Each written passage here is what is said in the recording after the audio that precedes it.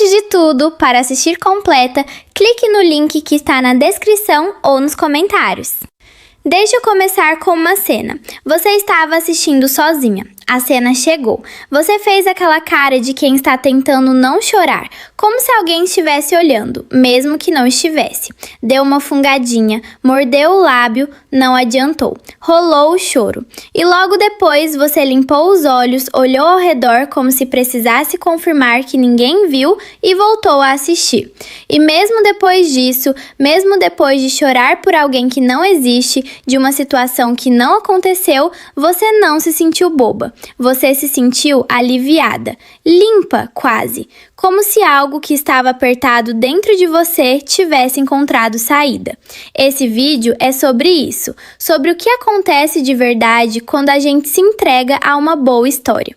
E se você também é do tipo que não tem vergonha de sentir, o link aqui embaixo te leva para o dramavicio.com, onde eu reúno histórias feitas para isso, para te tocar de verdade. Então, por que a gente chora com ficção? Eu passei um tempo pensando nessa pergunta de verdade, porque ela parece simples, mas não é. Choro com ficção não é confundir realidade com fantasia, não é ingenuidade. É, na verdade, uma capacidade cognitiva sofisticada que a gente tem de ler verdade emocional dentro de uma situação inventada. Quando um personagem perde alguém, você não chora pela perda fictícia, você chora pela verdade emocional da perda, que é universal, que você já sentiu ou teme sentir. E a ficção acendeu esse fio dentro de você de forma tão honesta que o corpo respondeu. O choro com ficção é uma evidência de empatia funcionando. É o seu sistema emocional dizendo: eu reconheço isso, eu sei como isso dói, isso é real, mesmo que a situação não seja. E sistemas emocionais que funcionam assim são sistemas saudáveis. A ciência diz isso, inclusive. Pessoas que conseguem se emocionar com ficção geralmente têm maior capacidade empática no mundo real. São pessoas que conseguem se colocar no lugar de outros, que não precisam ter vivido uma experiência para reconhecer a verdade que ela carrega. Então, a próxima vez que você chorar com um drama e sentir aquela pontada de por que estou assim com algo que não existe, lembra disso. Você não está sendo fraca, você está sendo humana, de um jeito que não todo mundo é capaz. Agora, os dramas que me fazem chorar de um jeito que eu lembro pra sempre têm algo em comum. Eles não pedem o choro. Eles não ficam subindo a música emocionante no máximo enquanto tudo grita: isso é triste, sinta agora. Os dramas que realmente me destroem são os sutis, os que entregam um momento com calma, com honestidade, sem exagero. E essa honestidade quieta é muito mais devastadora do que qualquer manipulação sonora. Eu me lembro de uma cena, não vou citar o título para não dar spoiler, em que uma personagem está sozinha numa cozinha, fazendo algo mecânico e simples, e sem nenhuma razão aparente, ela para no meio do que estava fazendo e você vê no rosto dela o peso de tudo.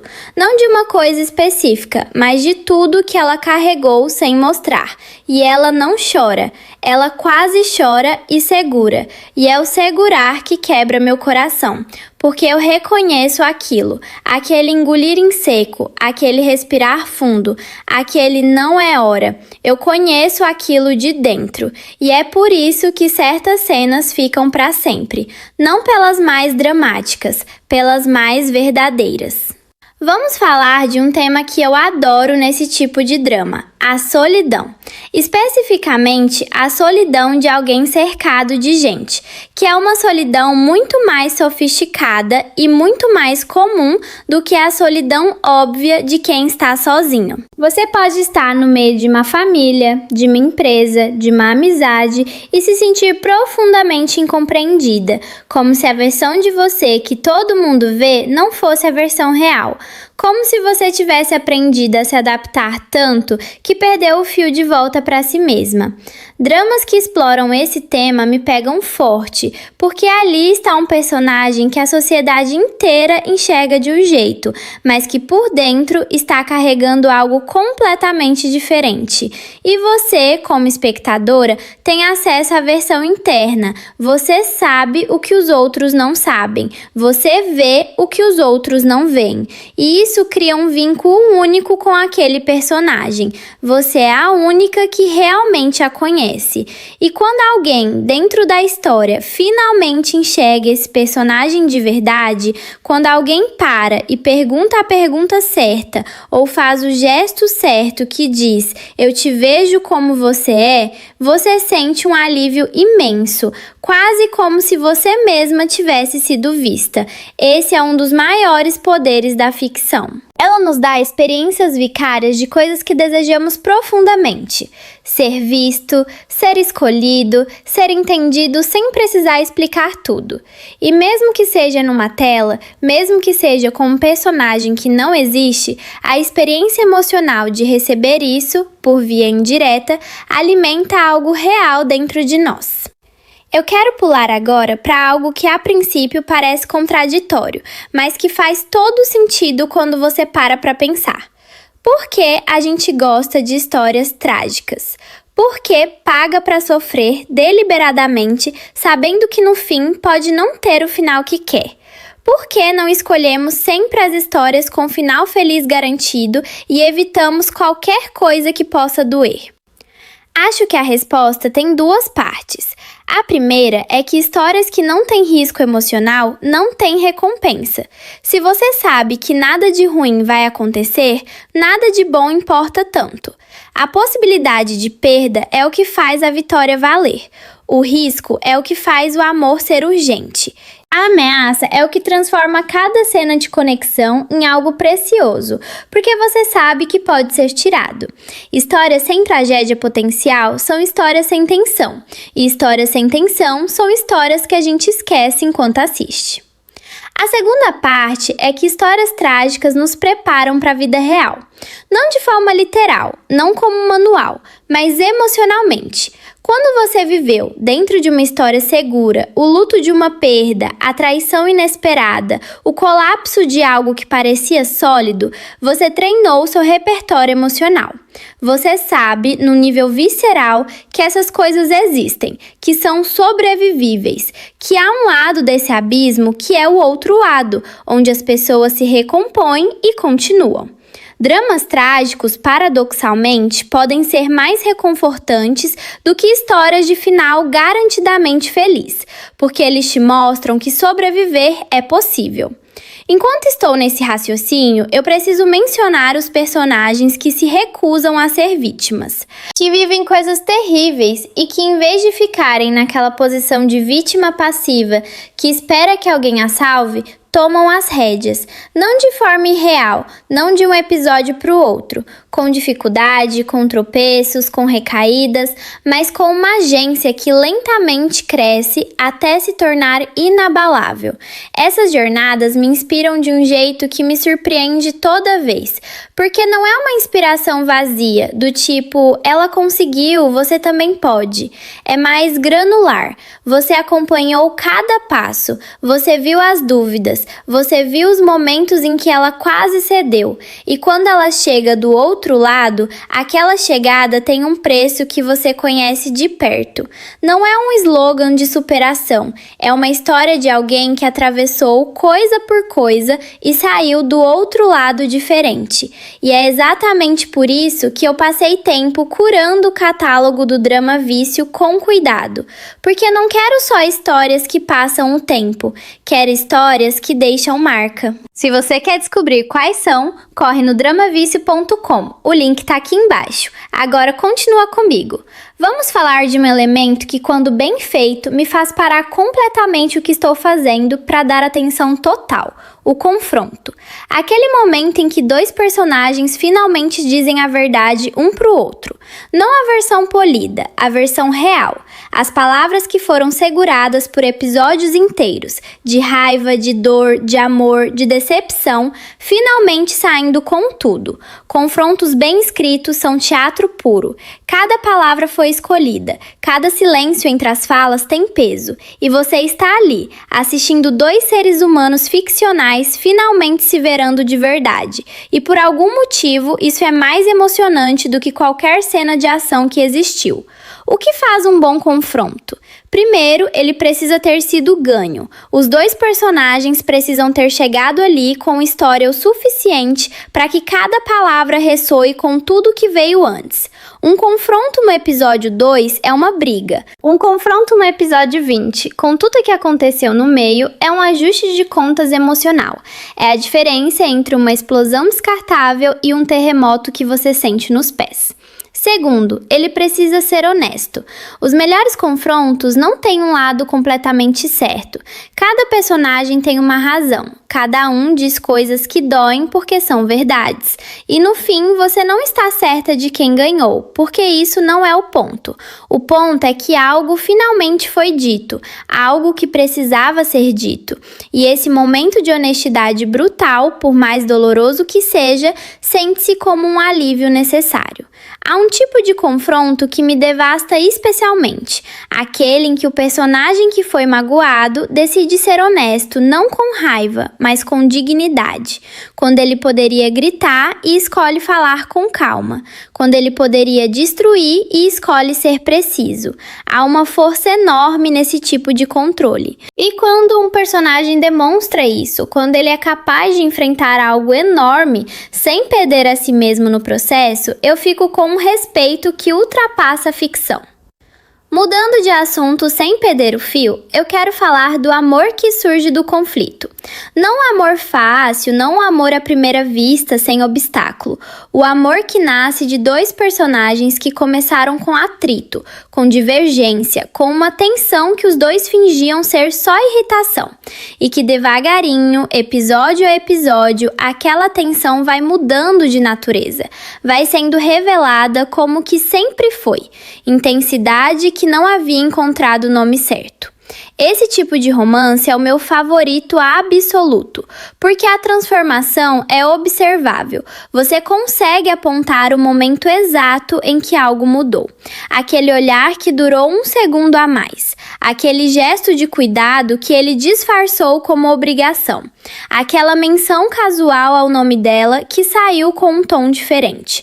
Você vai percebendo antes deles. E a consciência de estar vendo algo que eles ainda não nomearam é uma posição maravilhosa de se estar numa história. E quando finalmente um dos dois percebe, é aquele momento delicioso de pânico, porque isso não estava no plano. Era para ser simples, distante, profissional, conveniente, o que seja que era antes, e agora não é mais. E o que fazer com isso, quando tudo foi construído em volta da premissa de que não era isso? Essa crise interna, esse desconforto de sentir o que não deveria sentir, é um dos meus estados favoritos de ver em personagens, porque é absurdamente humano e é profundamente hilário e doloroso ao mesmo tempo. Eu queria agora falar de algo mais tranquilo, que é a companhia que uma boa história faz. Porque há momentos na vida em que você não está mal, não está em crise, mas está num estado de quietude que pede preenchimento gentil. Não quer barulho, não quer demanda social, não quer pensar demais. Quer só estar. E ter uma história para estar junto é perfeito nesses momentos. Uma história boa é companhia sem reciprocidade exigida. Você não precisa perguntar como ela está, não precisa se preocupar em ser boa companhia de volta. Pode estar de pijama, sem penteado, com cara de sono e a história vai continuar do mesmo jeito, igual, sem julgamento. Há um conforto imenso nisso. Uma história que você ama é o melhor tipo de companhia para os dias em que você precisa de presença sem exigência.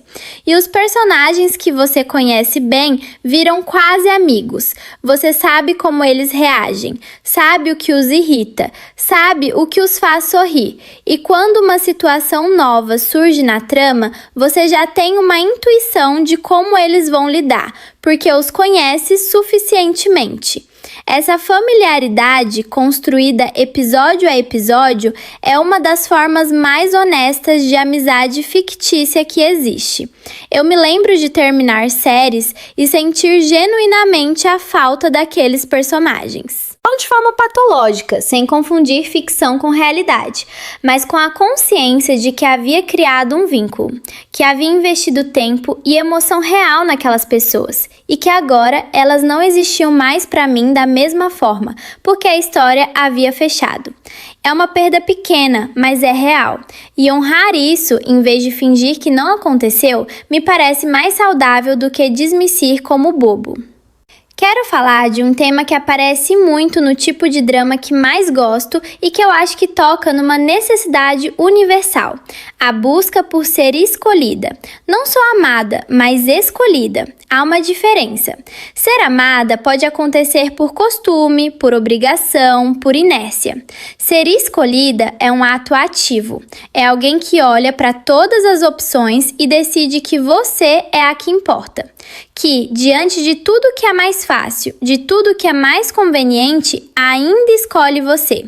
As histórias que trabalham esse tema me fazem chorar das formas mais inesperadas, não necessariamente na cena do beijo ou da declaração. Às vezes no gesto pequeno, quando ele poderia ir embora e fica, quando ela poderia ficar em silêncio e diz, quando alguém que não precisava aparecer, aparece. Esses momentos de escolha ativa, em cenário onde a omissão seria o mais fácil, são os mais poderosos que existem. E por que isso mexe tanto? Porque a gente cresce desejando isso e raramente vê acontecer de forma tão limpa. Na vida real, a maioria das escolhas são complicadas, cheias de meio termo, de fatores que não são sobre você. Mas numa boa história, há um momento em que fica cristalino. Ele escolheu. Ela escolheu. E essa clareza, que é o luxo da ficção, nos alimenta de algo que a vida raramente entrega tão puro. Chegando perto do final, quero te dizer algo que eu demorei a assumir em voz alta.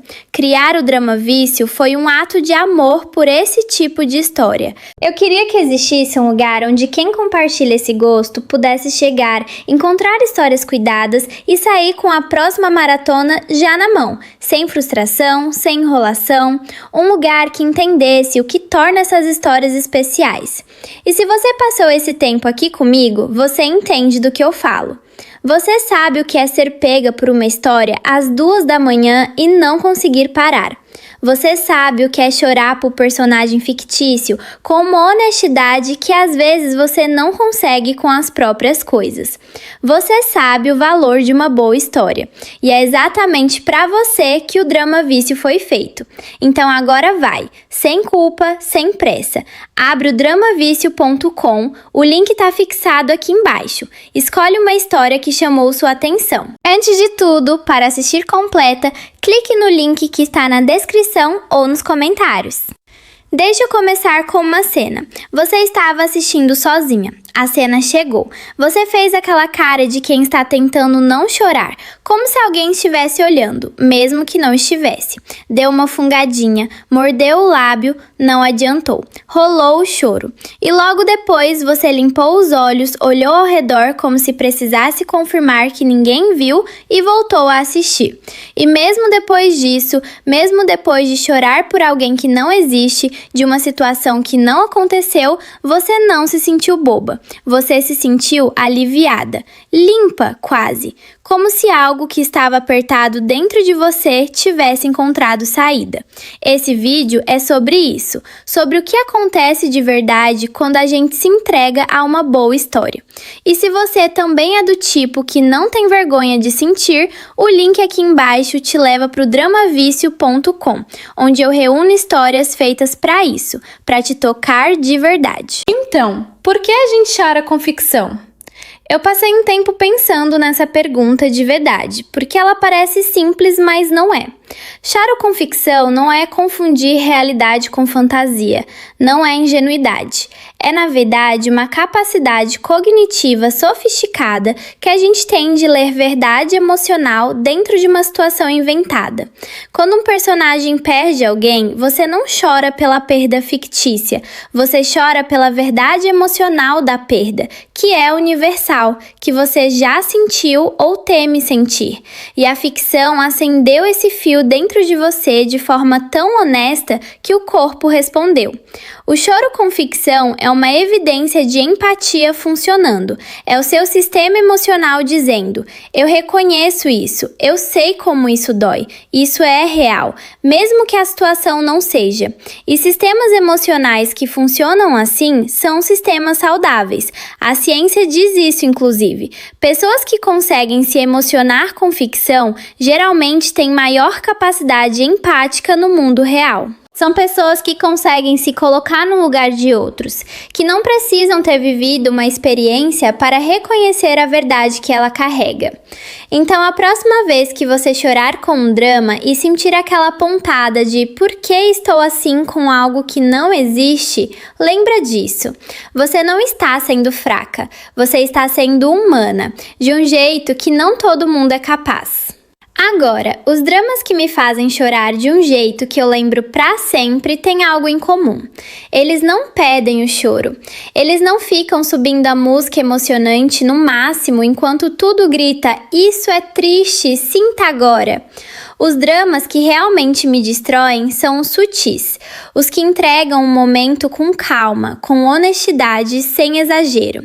E essa honestidade quieta é muito mais devastadora do que qualquer manipulação sonora. Eu me lembro de uma cena, não vou citar o título para não dar spoiler, em que uma personagem está sozinha numa cozinha, fazendo algo mecânico e simples, e sem nenhuma razão aparente, ela para no meio do que estava fazendo e você vê no rosto dela o peso de tudo.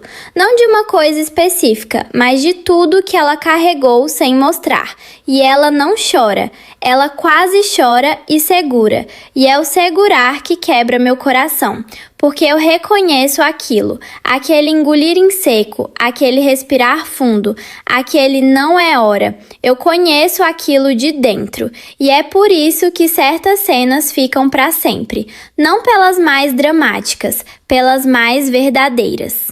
Vamos falar de um tema que eu adoro nesse tipo de drama, a solidão.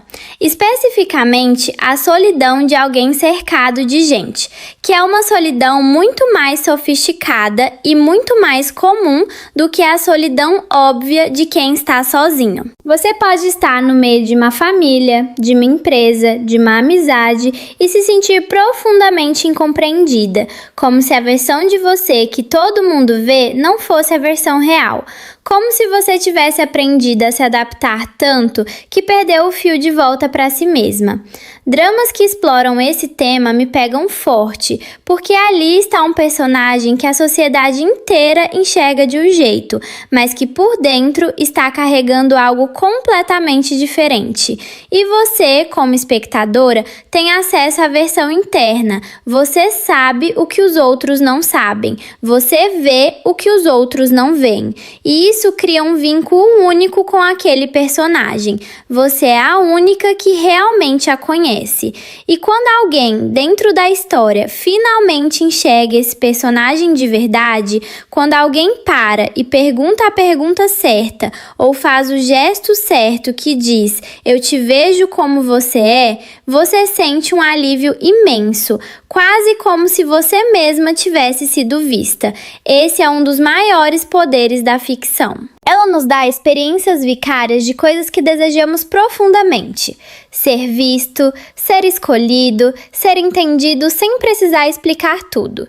E mesmo que seja numa tela, mesmo que seja com um personagem que não existe, a experiência emocional de receber isso, por via indireta, alimenta algo real dentro de nós. Eu quero pular agora para algo que a princípio parece contraditório, mas que faz todo sentido quando você para pensar. Por que a gente gosta de histórias trágicas? Porque paga para sofrer deliberadamente, sabendo que no fim pode não ter o final que quer? Por que não escolhemos sempre as histórias com final feliz garantido e evitamos qualquer coisa que possa doer? Acho que a resposta tem duas partes. A primeira é que histórias que não têm risco emocional não têm recompensa. Se você sabe que nada de ruim vai acontecer, nada de bom importa tanto. A possibilidade de perda é o que faz a vitória valer. O risco é o que faz o amor ser urgente. A ameaça é o que transforma cada cena de conexão em algo precioso, porque você sabe que pode ser tirado. Histórias sem tragédia potencial são histórias sem tensão, e histórias sem tensão são histórias que a gente esquece enquanto assiste. A segunda parte é que histórias trágicas nos preparam para a vida real. Não de forma literal, não como manual, mas emocionalmente. Quando você viveu, dentro de uma história segura, o luto de uma perda, a traição inesperada, o colapso de algo que parecia sólido, você treinou seu repertório emocional. Você sabe, no nível visceral, que essas coisas existem, que são sobrevivíveis, que há um lado desse abismo que é o outro lado, onde as pessoas se recompõem e continuam. Dramas trágicos, paradoxalmente, podem ser mais reconfortantes do que histórias de final garantidamente feliz, porque eles te mostram que sobreviver é possível.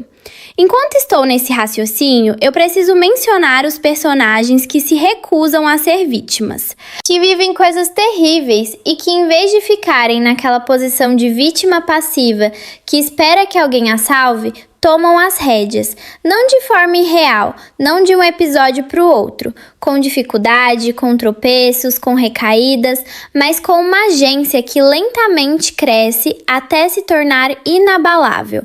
Essas jornadas me inspiram de um jeito que me surpreende toda vez, porque não é uma inspiração vazia, do tipo, ela conseguiu, você também pode. É mais granular. Você acompanhou cada passo, você viu as dúvidas, você viu os momentos em que ela quase cedeu, e quando ela chega do outro lado, aquela chegada tem um preço que você conhece de perto. Não é um slogan de superação, é uma história de alguém que atravessou coisa por coisa e saiu do outro lado diferente. E é exatamente por isso que eu passei tempo curando o catálogo do Drama Vício com cuidado, porque não quero só histórias que passam o tempo, quero histórias que deixam marca. Se você quer descobrir quais são, corre no dramavicio.com. O link tá aqui embaixo. Agora continua comigo. Vamos falar de um elemento que, quando bem feito, me faz parar completamente o que estou fazendo para dar atenção total: o confronto. Aquele momento em que dois personagens finalmente dizem a verdade um pro outro. Não a versão polida, a versão real. As palavras que foram seguradas por episódios inteiros, de raiva, de dor, de amor, de decepção, finalmente saindo com tudo. Confrontos bem escritos são teatro puro. Cada palavra foi escolhida, cada silêncio entre as falas tem peso, e você está ali, assistindo dois seres humanos ficcionais finalmente se verando de verdade, e por algum motivo isso é mais emocionante do que qualquer cena de ação que existiu. O que faz um bom confronto? Primeiro, ele precisa ter sido ganho. Os dois personagens precisam ter chegado ali com história o suficiente para que cada palavra ressoe com tudo que veio antes. Um confronto no episódio 2 é uma briga. Um confronto no episódio 20, com tudo que aconteceu no meio, é um ajuste de contas emocional. É a diferença entre uma explosão descartável e um terremoto que você sente nos pés. Segundo, ele precisa ser honesto. Os melhores confrontos não têm um lado completamente certo. Cada personagem tem uma razão. Cada um diz coisas que doem porque são verdades. E no fim, você não está certa de quem ganhou, porque isso não é o ponto. O ponto é que algo finalmente foi dito, algo que precisava ser dito. E esse momento de honestidade brutal, por mais doloroso que seja, sente-se como um alívio necessário.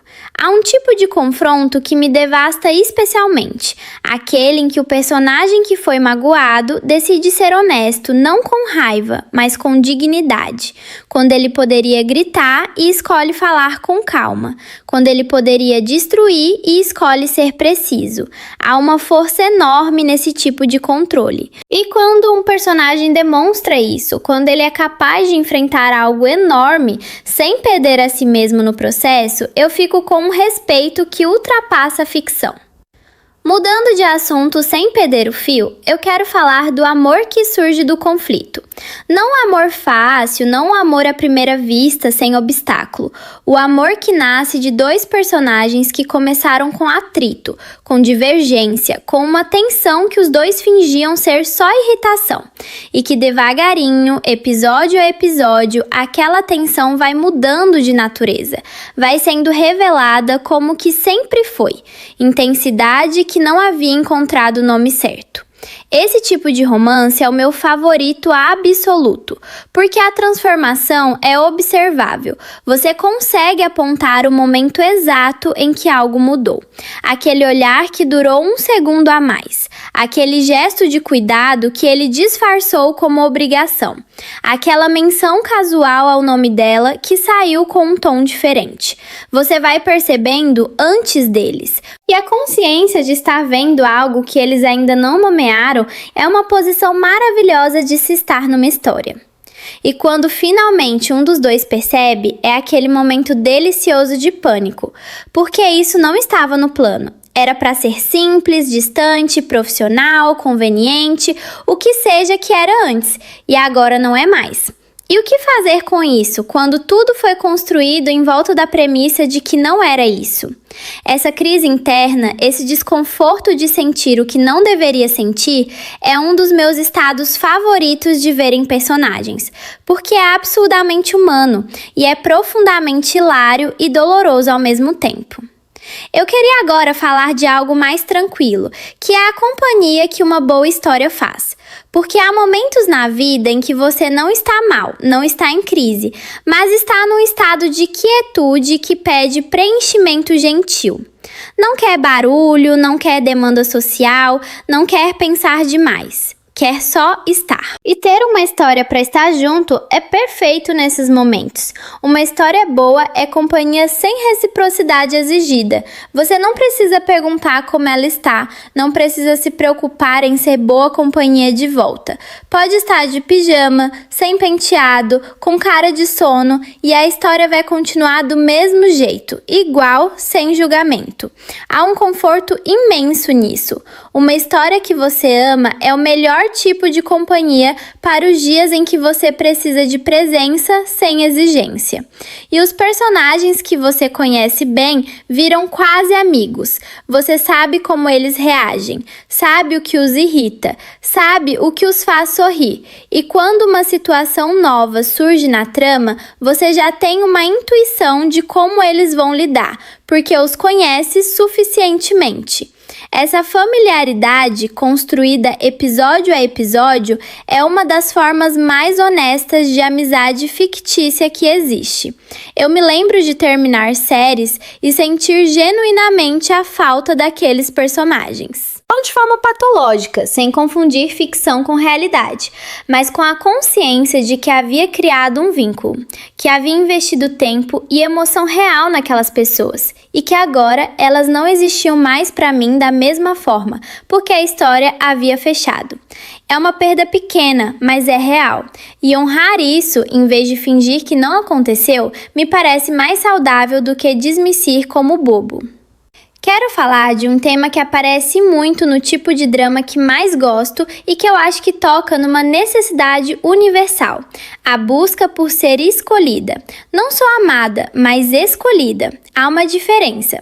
Ser amada pode acontecer por costume, por obrigação, por inércia. Ser escolhida é um ato ativo. É alguém que olha para todas as opções e decide que você é a que importa. Que, diante de tudo que é mais fácil, de tudo que é mais conveniente, ainda escolhe você. As histórias que trabalham esse tema me fazem chorar das formas mais inesperadas, não necessariamente na cena do beijo ou da declaração.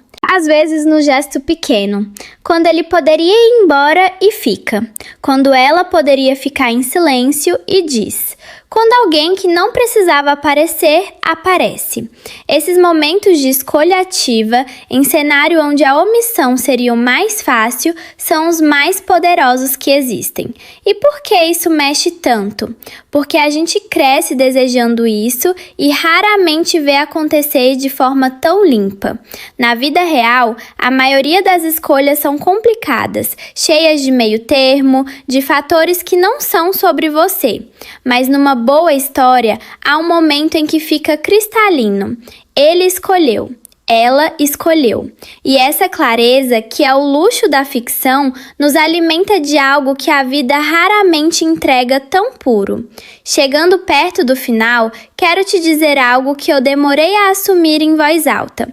Criar o Drama Vício foi um ato de amor por esse tipo de história. Eu queria que existisse um lugar onde quem compartilha esse gosto pudesse chegar, encontrar histórias cuidadas e sair com a próxima maratona já na mão, sem frustração, sem enrolação, um lugar que entendesse o que torna essas histórias especiais. E se você passou esse tempo aqui comigo, você entende do que eu falo. Você sabe o que é ser pega por uma história às 2 da manhã e não conseguir parar. Você sabe o que é chorar por personagem fictício com uma honestidade que às vezes você não consegue com as próprias coisas. Você sabe o valor de uma boa história.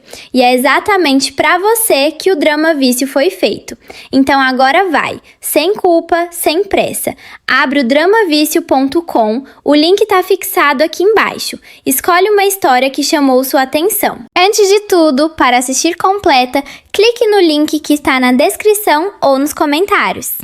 Deixa eu começar com uma cena. Você estava assistindo sozinha. A cena chegou. Você fez aquela cara de quem está tentando não chorar, como se alguém estivesse olhando, mesmo que não estivesse. Deu uma fungadinha, mordeu o lábio, não adiantou. Rolou o choro. E logo depois você limpou os olhos, olhou ao redor como se precisasse confirmar que ninguém viu e voltou a assistir. E mesmo depois disso, mesmo depois de chorar por alguém que não existe, de uma situação que não aconteceu, você não se sentiu boba. Você se sentiu aliviada, limpa quase, como se algo que estava apertado dentro de você tivesse encontrado saída. Esse vídeo é sobre isso, sobre o que acontece de verdade quando a gente se entrega a uma boa história. E se você também é do tipo que não tem vergonha de sentir, o link aqui embaixo te leva para o dramavício.com, onde eu reúno histórias feitas para isso, para te tocar de verdade. Então, por que a gente chora com ficção? Eu passei um tempo pensando nessa pergunta de verdade, porque ela parece simples, mas não é. Choro com ficção não é confundir realidade com fantasia, não é ingenuidade. É, na verdade, uma capacidade cognitiva sofisticada que a gente tem de ler verdade emocional dentro de uma situação inventada.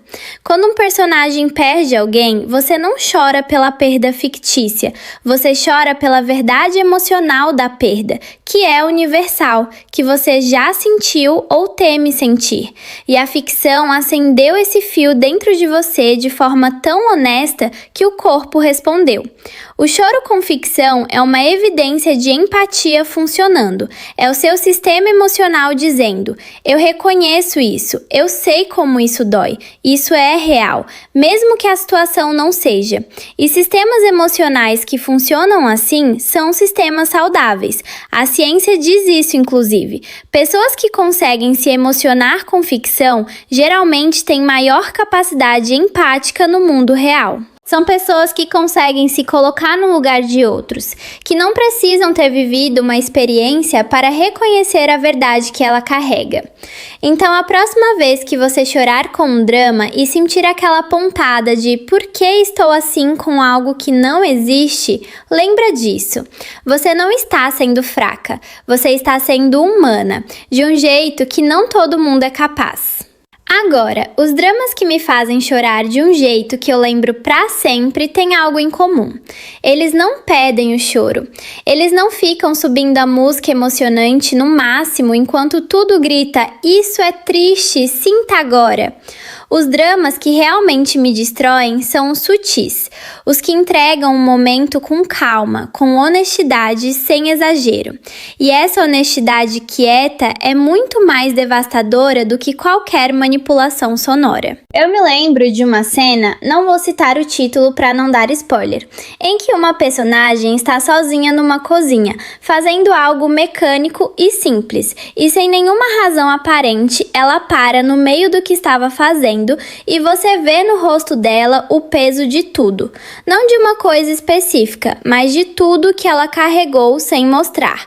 E ela não chora, ela quase chora e segura. E é o segurar que quebra meu coração, porque eu reconheço aquilo, aquele engolir em seco, aquele respirar fundo, aquele não é hora. Eu conheço aquilo de dentro, e é por isso que certas cenas ficam para sempre, não pelas mais dramáticas, pelas mais verdadeiras. Vamos falar de um tema que eu adoro nesse tipo de drama, a solidão. Especificamente, a solidão de alguém cercado de gente, que é uma solidão muito mais sofisticada e muito mais comum do que a solidão óbvia de quem está sozinho. Você pode estar no meio de uma família, de uma empresa, de uma amizade e se sentir profundamente incompreendida, como se a versão de você que todo mundo vê não fosse a versão real. Como se você tivesse aprendido a se adaptar tanto que perdeu o fio de volta para si mesma.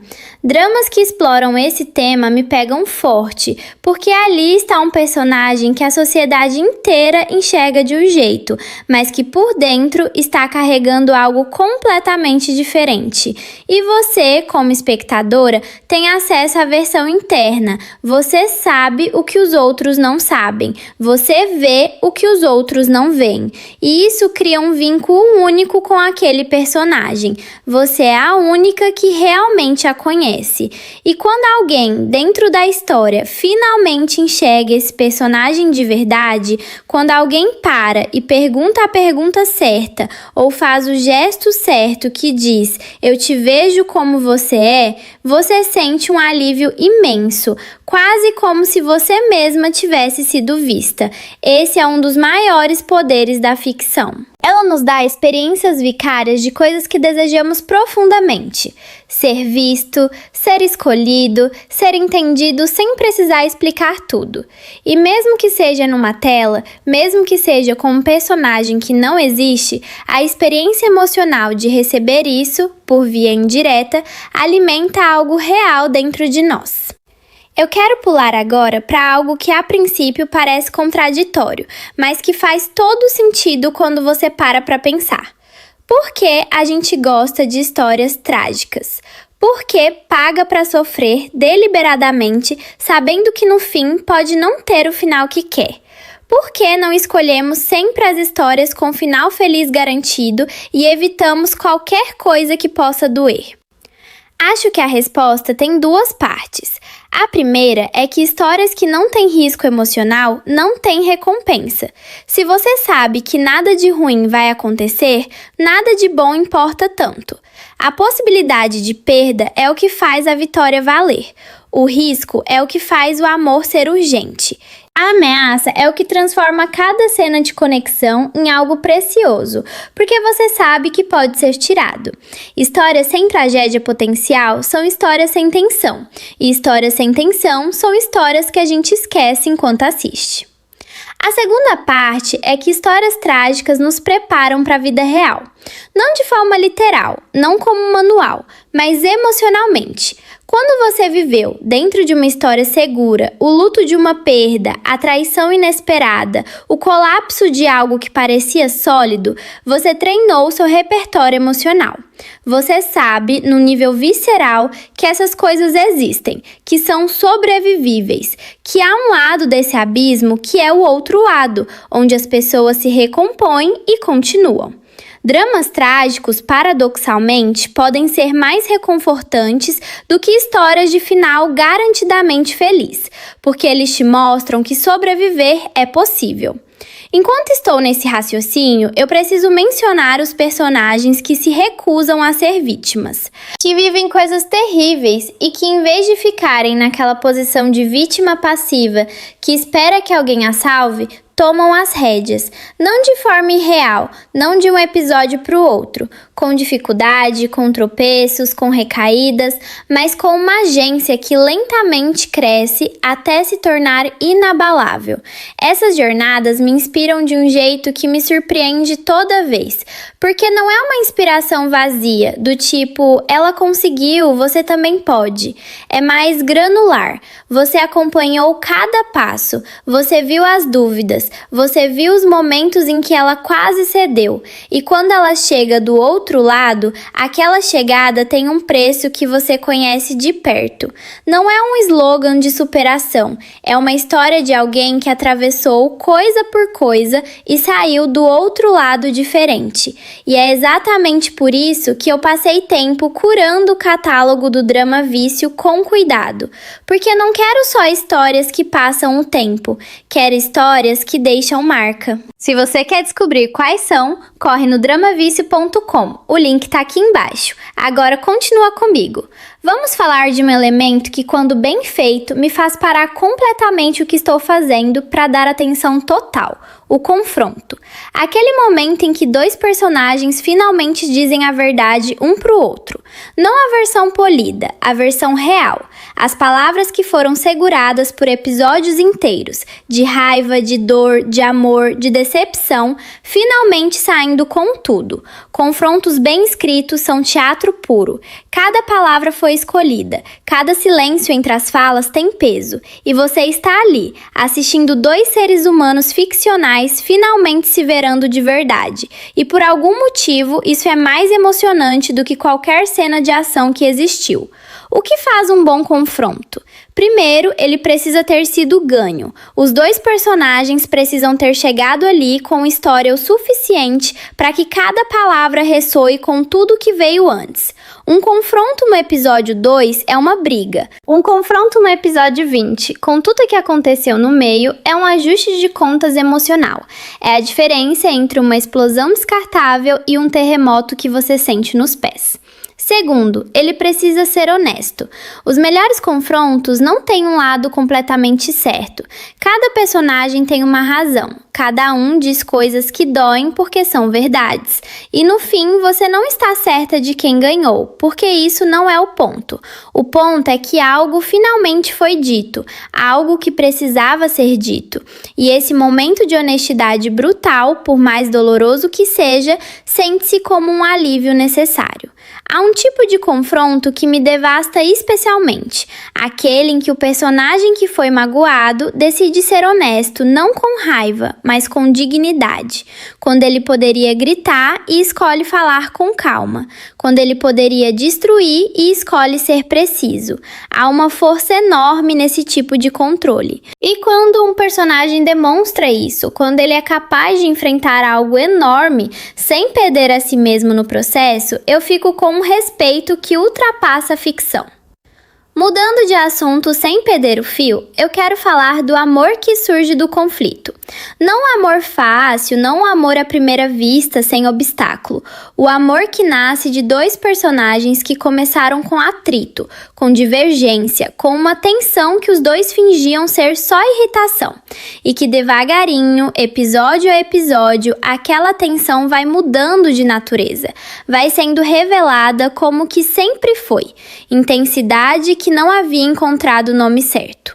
Esse tipo de romance é o meu favorito absoluto, porque a transformação é observável. Você consegue apontar o momento exato em que algo mudou. Aquele olhar que durou um segundo a mais. Aquele gesto de cuidado que ele disfarçou como obrigação. Aquela menção casual ao nome dela que saiu com um tom diferente. Você vai percebendo antes deles. E a consciência de estar vendo algo que eles ainda não nomearam é uma posição maravilhosa de se estar numa história. E quando finalmente um dos dois percebe, é aquele momento delicioso de pânico, porque isso não estava no plano. Era para ser simples, distante, profissional, conveniente, o que seja que era antes, e agora não é mais. E o que fazer com isso, quando tudo foi construído em volta da premissa de que não era isso? Essa crise interna, esse desconforto de sentir o que não deveria sentir, é um dos meus estados favoritos de ver em personagens, porque é absurdamente humano e é profundamente hilário e doloroso ao mesmo tempo. Eu queria agora falar de algo mais tranquilo, que é a companhia que uma boa história faz.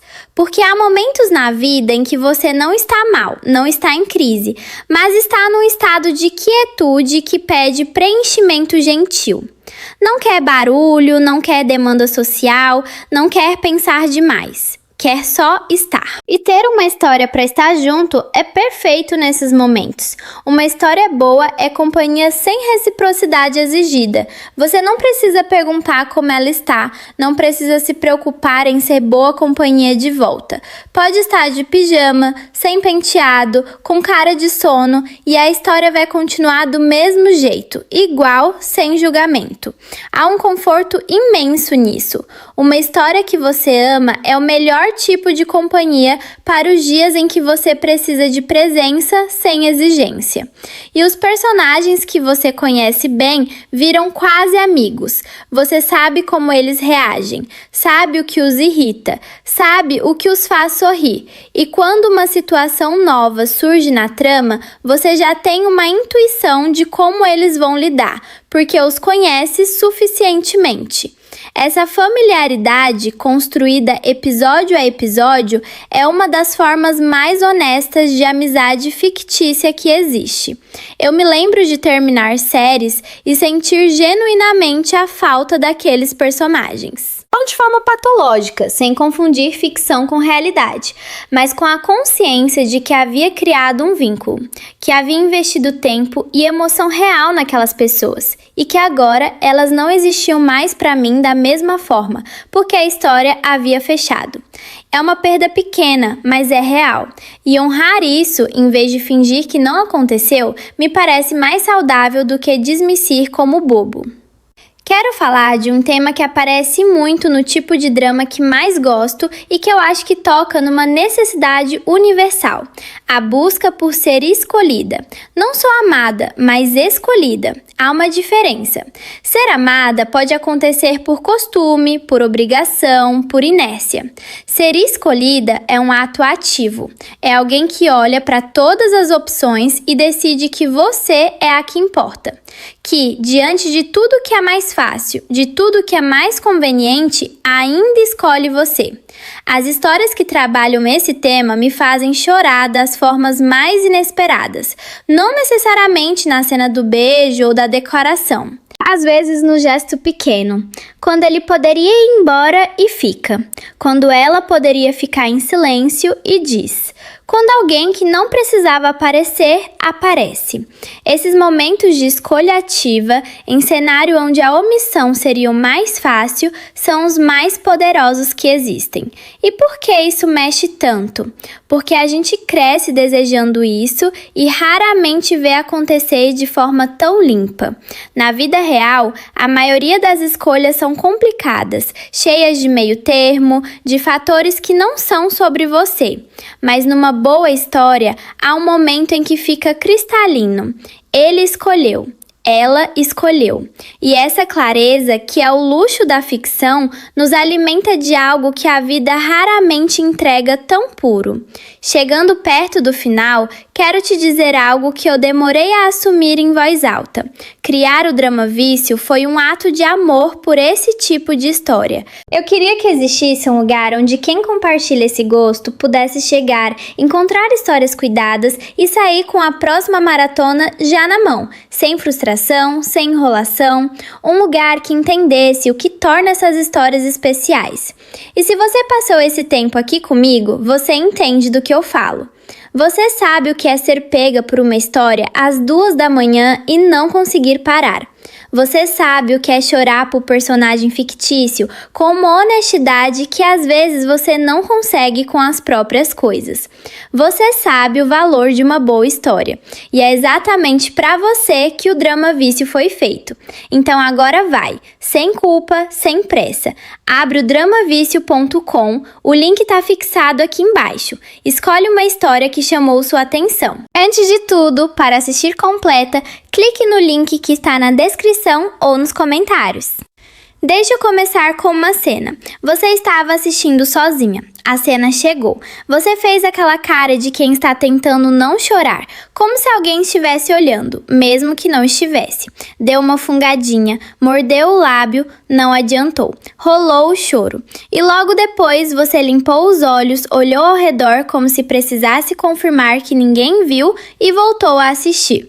E mesmo depois disso, mesmo depois de chorar por alguém que não existe, de uma situação que não aconteceu, você não se sentiu boba. Você se sentiu aliviada, limpa quase, como se algo que estava apertado dentro de você tivesse encontrado saída.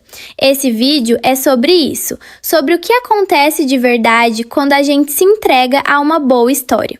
E se você também é do tipo que não tem vergonha de sentir, o link aqui embaixo te leva para o dramavicio.com, onde eu reúno histórias feitas para isso, para te tocar de verdade. Então, por que a gente chora com ficção? Eu passei um tempo pensando nessa pergunta de verdade, porque ela parece simples, mas não é. Choro com ficção não é confundir realidade com fantasia, não é ingenuidade. É, na verdade, uma capacidade cognitiva sofisticada que a gente tem de ler verdade emocional dentro de uma situação inventada. Quando um personagem perde alguém, você não chora pela perda fictícia, você chora pela verdade emocional da perda, que é universal, que você já sentiu ou teme sentir. E a ficção acendeu esse fio dentro de você de forma tão honesta que o corpo respondeu. O choro com ficção é uma evidência de empatia funcionando. É o seu sistema emocional dizendo: eu reconheço isso, eu sei como isso dói, isso é real, mesmo que a situação não seja. E sistemas emocionais que funcionam assim são sistemas saudáveis. A ciência diz isso, inclusive. Pessoas que conseguem se emocionar com ficção geralmente têm maior capacidade empática no mundo real. São pessoas que conseguem se colocar no lugar de outros, que não precisam ter vivido uma experiência para reconhecer a verdade que ela carrega. Então, a próxima vez que você chorar com um drama e sentir aquela pontada de por que estou assim com algo que não existe, lembra disso. Você não está sendo fraca, você está sendo humana, de um jeito que não todo mundo é capaz. Agora, os dramas que me fazem chorar de um jeito que eu lembro pra sempre têm algo em comum. Eles não pedem o choro. Eles não ficam subindo a música emocionante no máximo enquanto tudo grita: isso é triste, sinta agora. Os dramas que realmente me destroem são os sutis, os que entregam um momento com calma, com honestidade, sem exagero. E essa honestidade quieta é muito mais devastadora do que qualquer manipulação sonora. Eu me lembro de uma cena, não vou citar o título para não dar spoiler, em que uma personagem está sozinha numa cozinha, fazendo algo mecânico e simples, e sem nenhuma razão aparente, ela para no meio do que estava fazendo e você vê no rosto dela o peso de tudo. Não de uma coisa específica, mas de tudo que ela carregou sem mostrar. E ela não chora, ela quase chora e segura. E é o segurar que quebra meu coração, porque eu reconheço aquilo, aquele engolir em seco, aquele respirar fundo, aquele não é hora. Eu conheço aquilo de dentro, e é por isso que certas cenas ficam para sempre, não pelas mais dramáticas, pelas mais verdadeiras. Vamos falar de um tema que eu adoro nesse tipo de drama, a solidão. Especificamente, a solidão de alguém cercado de gente, que é uma solidão muito mais sofisticada e muito mais comum do que a solidão óbvia de quem está sozinho. Você pode estar no meio de uma família, de uma empresa, de uma amizade e se sentir profundamente incompreendida, como se a versão de você que todo mundo vê não fosse a versão real. Como se você tivesse aprendido a se adaptar tanto que perdeu o fio de volta para si mesma. Dramas que exploram esse tema me pegam forte, porque ali está um personagem que a sociedade inteira enxerga de um jeito, mas que por dentro está carregando algo completamente diferente. E você, como espectadora, tem acesso à versão interna. Você sabe o que os outros não sabem. Você vê o que os outros não veem. E isso cria um vínculo único com aquele personagem. Você é a única que realmente a conhece. E quando alguém dentro da história finalmente enxerga esse personagem de verdade, quando alguém para e pergunta a pergunta certa ou faz o gesto certo que diz "eu te vejo como você é", você sente um alívio imenso, quase como se você mesma tivesse sido vista. Esse é um dos maiores poderes da ficção. Ela nos dá experiências vicárias de coisas que desejamos profundamente. Ser visto, ser escolhido, ser entendido sem precisar explicar tudo. E mesmo que seja numa tela, mesmo que seja com um personagem que não existe, a experiência emocional de receber isso, por via indireta, alimenta algo real dentro de nós. Eu quero pular agora para algo que a princípio parece contraditório, mas que faz todo sentido quando você para pensar. Por que a gente gosta de histórias trágicas? Por que paga para sofrer deliberadamente, sabendo que no fim pode não ter o final que quer? Por que não escolhemos sempre as histórias com final feliz garantido e evitamos qualquer coisa que possa doer? Acho que a resposta tem duas partes. A primeira é que histórias que não têm risco emocional não têm recompensa. Se você sabe que nada de ruim vai acontecer, nada de bom importa tanto. A possibilidade de perda é o que faz a vitória valer. O risco é o que faz o amor ser urgente. A ameaça é o que transforma cada cena de conexão em algo precioso, porque você sabe que pode ser tirado. Histórias sem tragédia potencial são histórias sem tensão, e histórias sem tensão são histórias que a gente esquece enquanto assiste. A segunda parte é que histórias trágicas nos preparam para a vida real. Não de forma literal, não como manual, mas emocionalmente. Quando você viveu, dentro de uma história segura, o luto de uma perda, a traição inesperada, o colapso de algo que parecia sólido, você treinou seu repertório emocional.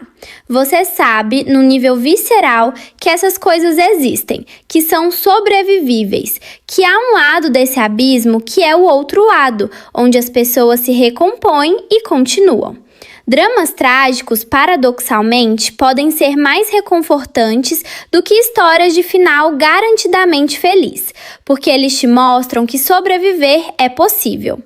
Enquanto estou nesse raciocínio, eu preciso mencionar os personagens que se recusam a ser vítimas, que vivem coisas terríveis e que, em vez de ficarem naquela posição de vítima passiva que espera que alguém a salve, tomam as rédeas, não de forma irreal, não de um episódio para o outro, com dificuldade, com tropeços, com recaídas, mas com uma agência que lentamente cresce até se tornar inabalável. Essas jornadas me inspiram de um jeito que me surpreende toda vez, porque não é uma inspiração vazia, do tipo, ela conseguiu, você também pode. É mais granular. Você acompanhou cada passo, você viu as dúvidas, você viu os momentos em que ela quase cedeu, e quando ela chega do outro lado, aquela chegada tem um preço que você conhece de perto. Não é um slogan de superação, é uma história de alguém que atravessou coisa por coisa e saiu do outro lado diferente. E é exatamente por isso que eu passei tempo curando o catálogo do Drama Vício com cuidado, porque não quero só histórias que passam o tempo, quero histórias que deixam marca. Se você quer descobrir quais são, corre no dramavicio.com. O link tá aqui embaixo. Agora continua comigo. Vamos falar de um elemento que, quando bem feito, me faz parar completamente o que estou fazendo para dar atenção total: o confronto. Aquele momento em que dois personagens finalmente dizem a verdade um para o outro. Não a versão polida, a versão real. As palavras que foram seguradas por episódios inteiros, de raiva, de dor, de amor, de decepção, finalmente saindo com tudo. Confrontos bem escritos são teatro puro. Cada palavra foi escolhida, cada silêncio entre as falas tem peso, e você está ali, assistindo dois seres humanos ficcionais finalmente se verando de verdade. E por algum motivo, isso é mais emocionante do que qualquer cena de ação que existiu. O que faz um bom confronto? Primeiro, ele precisa ter sido ganho. Os dois personagens precisam ter chegado ali com história o suficiente para que cada palavra ressoe com tudo que veio antes.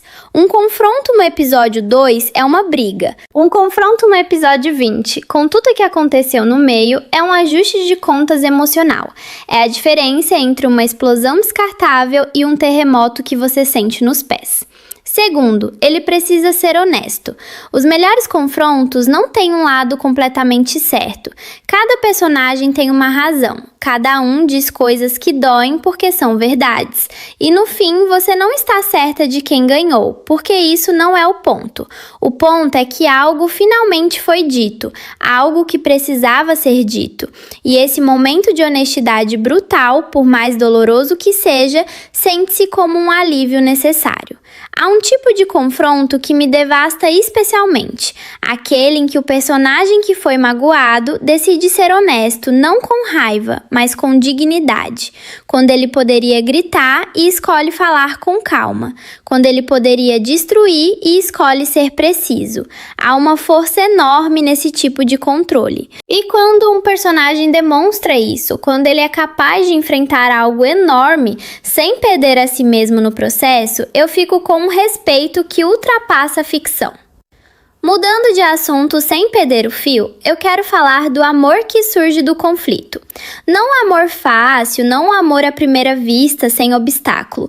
O amor que nasce de dois personagens que começaram com atrito, com divergência, com uma tensão que os dois fingiam ser só irritação. E que devagarinho, episódio a episódio, aquela tensão vai mudando de natureza. Vai sendo revelada como que sempre foi. Intensidade que não havia encontrado o nome certo.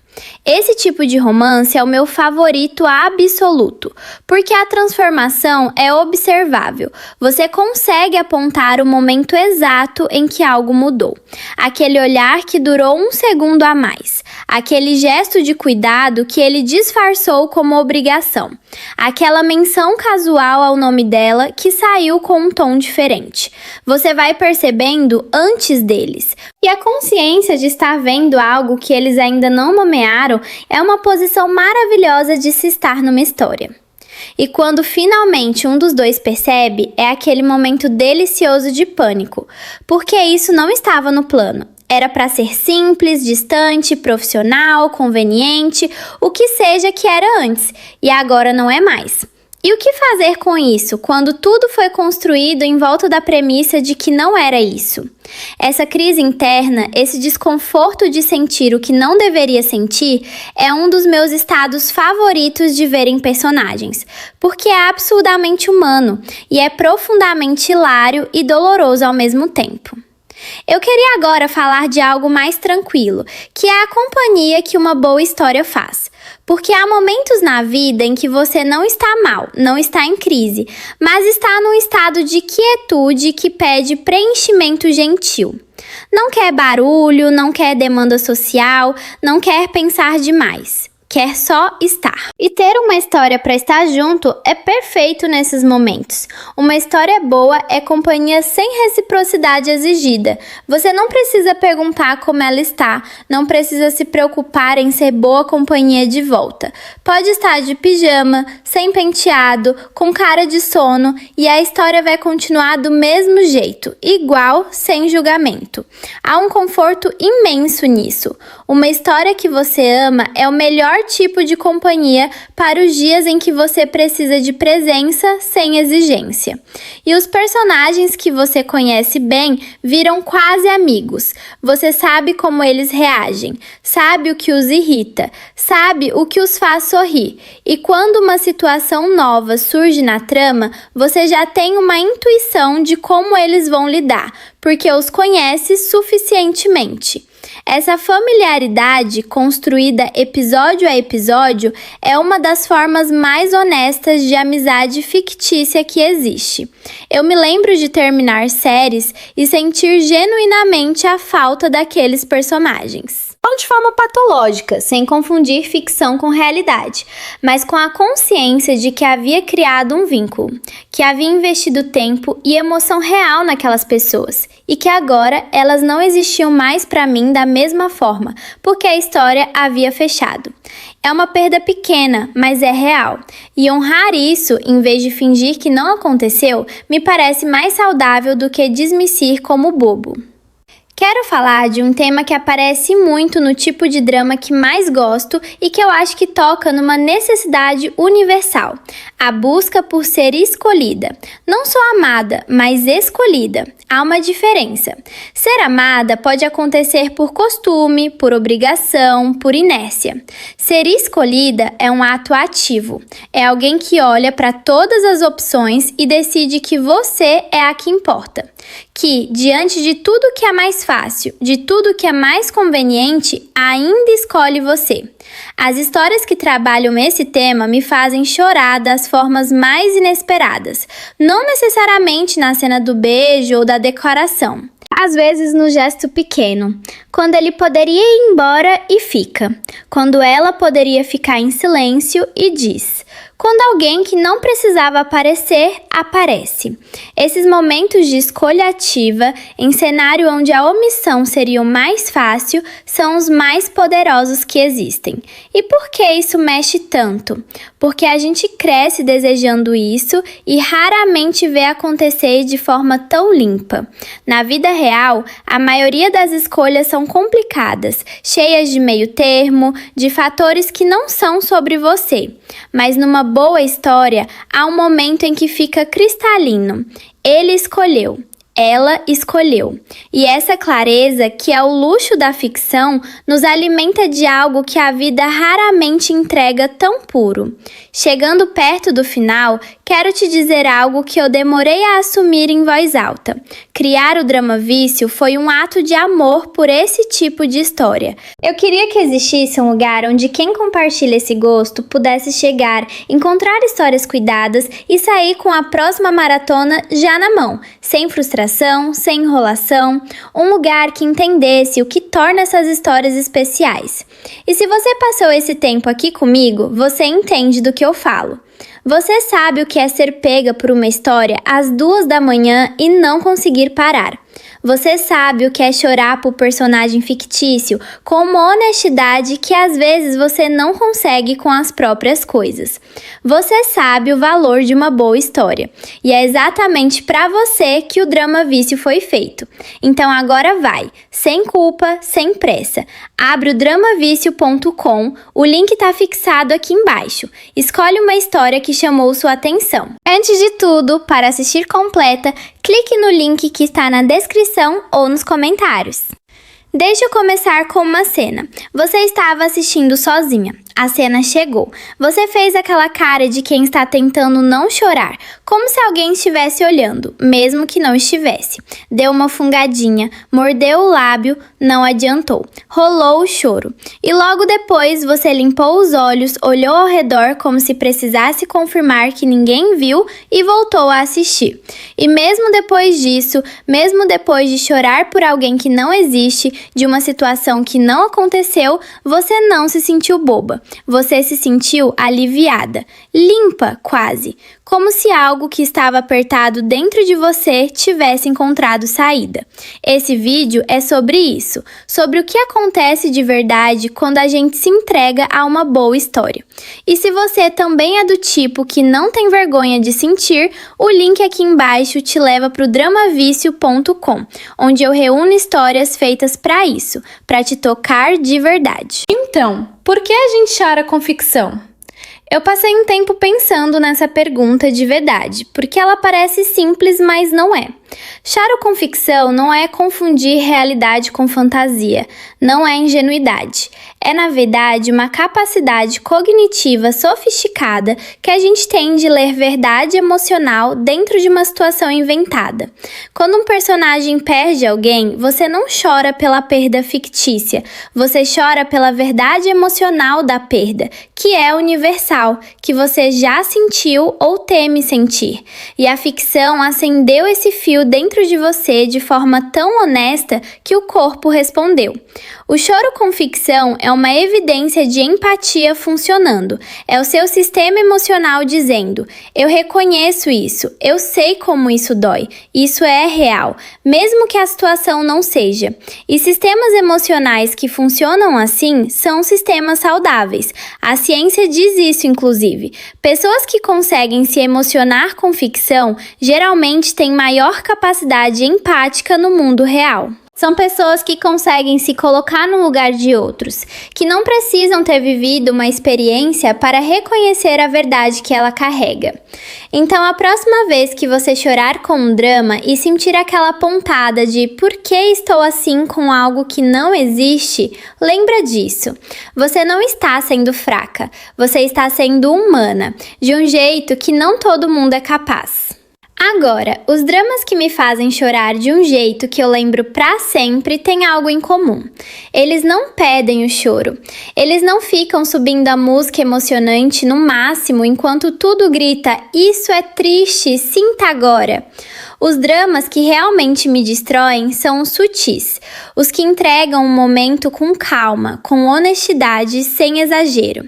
E essa honestidade quieta é muito mais devastadora do que qualquer manipulação sonora. Eu me lembro de uma cena, não vou citar o título para não dar spoiler, em que uma personagem está sozinha numa cozinha, fazendo algo mecânico e simples, e sem nenhuma razão aparente, ela para no meio do que estava fazendo e você vê no rosto dela o peso de tudo. Não de uma coisa específica, mas de tudo que ela carregou sem mostrar. E ela não chora, ela quase chora e segura. E é o segurar que quebra meu coração, porque eu reconheço aquilo, aquele engolir em seco, aquele respirar fundo, aquele não é hora. Eu conheço aquilo de dentro, e é por isso que certas cenas ficam para sempre, não pelas mais dramáticas, pelas mais verdadeiras.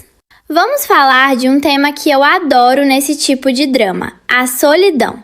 Especificamente, a solidão de alguém cercado de gente, que é uma solidão muito mais sofisticada e muito mais comum do que a solidão óbvia de quem está sozinho. Você pode estar no meio de uma família, de uma empresa, de uma amizade e se sentir profundamente incompreendida, como se a versão de você que todo mundo vê não fosse a versão real. Como se você tivesse aprendido a se adaptar tanto que perdeu o fio de volta para si mesma. Dramas que exploram esse tema me pegam forte, porque ali está um personagem que a sociedade inteira enxerga de um jeito, mas que por dentro está carregando algo completamente diferente. E você, como espectadora, tem acesso à versão interna. Você sabe o que os outros não sabem. Você vê o que os outros não veem. E isso cria um vínculo único com aquele personagem. Você é a única que realmente a conhece.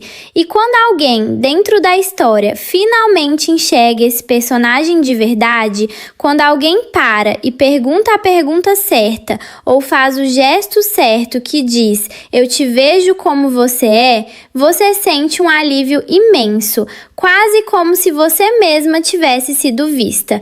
Esse é um dos maiores poderes da ficção. Ela nos dá experiências vicárias de coisas que desejamos profundamente. Ser visto, ser escolhido, ser entendido sem precisar explicar tudo. E mesmo que seja numa tela, mesmo que seja com um personagem que não existe, a experiência emocional de receber isso, por via indireta, alimenta algo real dentro de nós. Eu quero pular agora para algo que a princípio parece contraditório, mas que faz todo sentido quando você para pensar. Por que a gente gosta de histórias trágicas? Porque paga para sofrer deliberadamente, sabendo que no fim pode não ter o final que quer? Por que não escolhemos sempre as histórias com final feliz garantido e evitamos qualquer coisa que possa doer? Acho que a resposta tem duas partes. A primeira é que histórias que não têm risco emocional não têm recompensa. Se você sabe que nada de ruim vai acontecer, nada de bom importa tanto.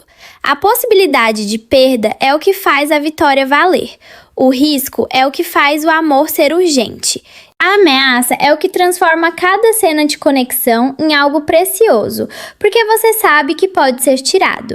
Histórias sem tragédia potencial são histórias sem tensão, e histórias sem tensão são histórias que a gente esquece enquanto assiste. A segunda parte é que histórias trágicas nos preparam para a vida real. Não de forma literal, não como manual, mas emocionalmente.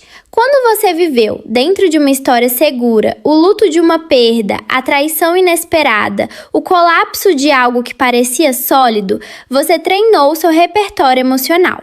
Você sabe, no nível visceral, que essas coisas existem, que são sobrevivíveis, que há um lado desse abismo que é o outro lado, onde as pessoas se recompõem e continuam. Dramas trágicos, paradoxalmente, podem ser mais reconfortantes do que histórias de final garantidamente feliz, porque eles te mostram que sobreviver é possível.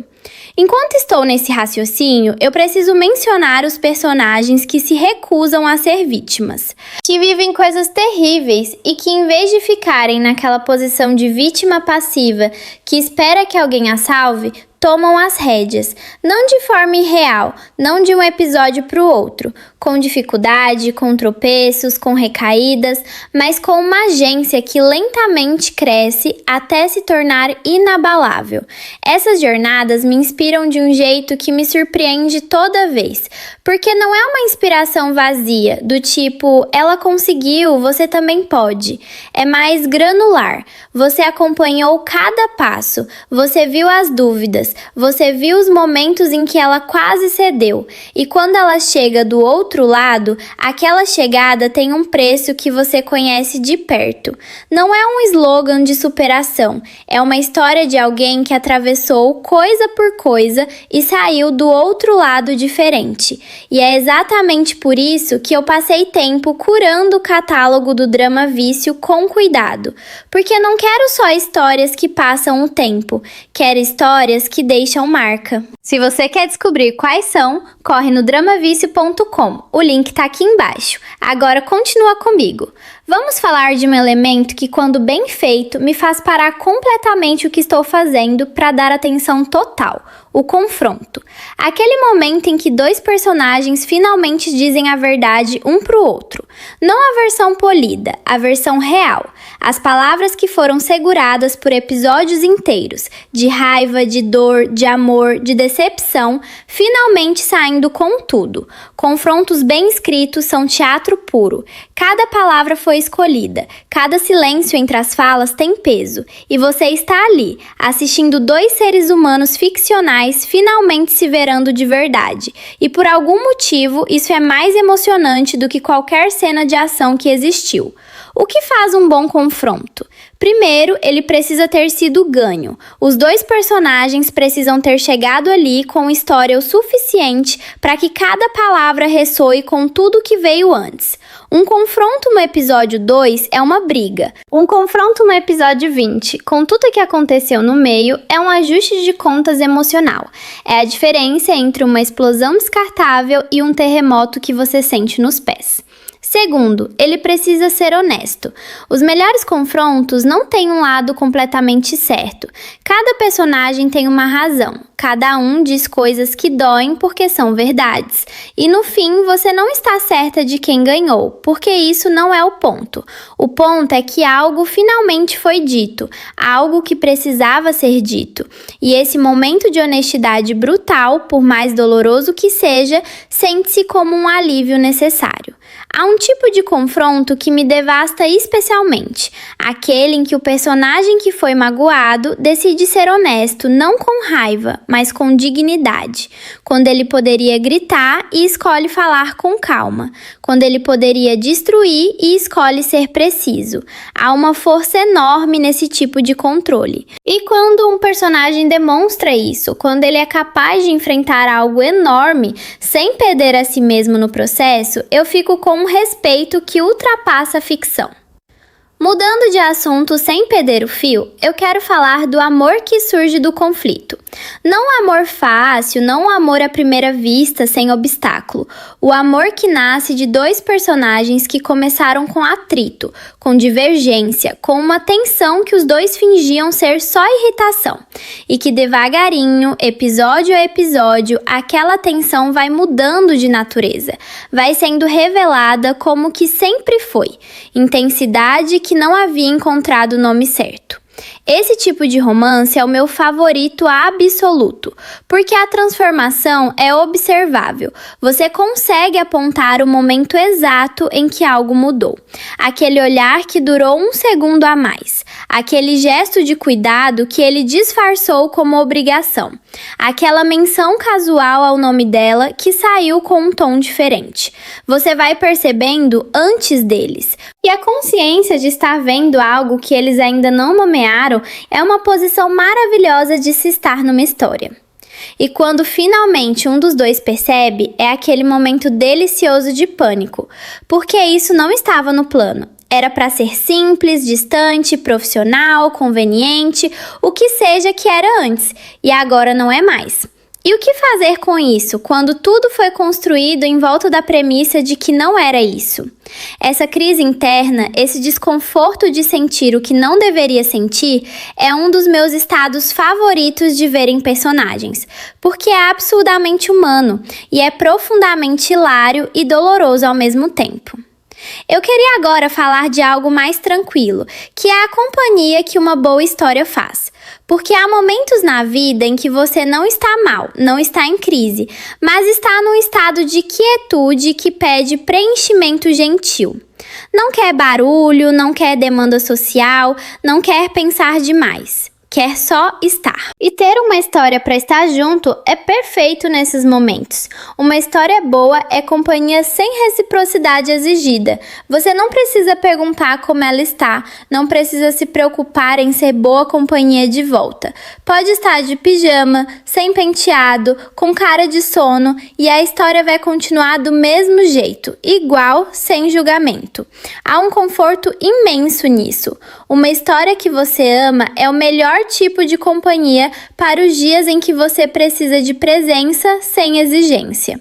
E os personagens que você conhece bem viram quase amigos. Você sabe como eles reagem, sabe o que os irrita, sabe o que os faz sorrir. E quando uma situação nova surge na trama, você já tem uma intuição de como eles vão lidar, porque os conhece suficientemente.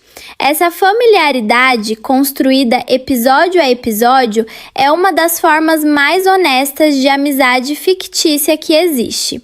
Eu me lembro de terminar séries e sentir genuinamente a falta daqueles personagens. Não de forma patológica, sem confundir ficção com realidade, mas com a consciência de que havia criado um vínculo, que havia investido tempo e emoção real naquelas pessoas, e que agora elas não existiam mais para mim da mesma forma, porque a história havia fechado. É uma perda pequena, mas é real, e honrar isso, em vez de fingir que não aconteceu, me parece mais saudável do que dismissir como bobo. Quero falar de um tema que aparece muito no tipo de drama que mais gosto e que eu acho que toca numa necessidade universal: a busca por ser escolhida. Não só amada, mas escolhida. Há uma diferença. Ser amada pode acontecer por costume, por obrigação, por inércia. Ser escolhida é um ato ativo. É alguém que olha para todas as opções e decide que você é a que importa. Que, diante de tudo que é mais fácil, de tudo que é mais conveniente, ainda escolhe você. As histórias que trabalham esse tema me fazem chorar das formas mais inesperadas, não necessariamente na cena do beijo ou da decoração. às vezes no gesto pequeno, quando ele poderia ir embora e fica, quando ela poderia ficar em silêncio e diz, quando alguém que não precisava aparecer, aparece. Esses momentos de escolha ativa, em cenário onde a omissão seria o mais fácil, são os mais poderosos que existem. E por que isso mexe tanto? Porque a gente cresce desejando isso e raramente vê acontecer de forma tão limpa.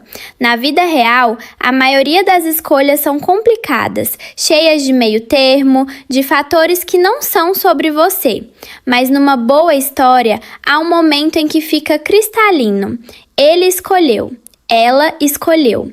E essa clareza, que é o luxo da ficção, nos alimenta de algo que a vida raramente entrega tão puro. Chegando perto do final, quero te dizer algo que eu demorei a assumir em voz alta. Criar o Drama Vício foi um ato de amor por esse tipo de história. Eu queria que existisse um lugar onde quem compartilha esse gosto pudesse chegar, encontrar histórias cuidadas e sair com a próxima maratona já na mão, sem frustração, sem enrolação, um lugar que entendesse o que torna essas histórias especiais. E se você passou esse tempo aqui comigo, você entende do que eu falo. Você sabe o que é ser pega por uma história às 2 da manhã e não conseguir parar. Você sabe o que é chorar por personagem fictício com uma honestidade que às vezes você não consegue com as próprias coisas. Você sabe o valor de uma boa história. E é exatamente para você que o Drama Vício foi feito. Então agora vai, sem culpa, sem pressa. Abre o dramavicio.com, o link está fixado aqui embaixo. Escolhe uma história que chamou sua atenção.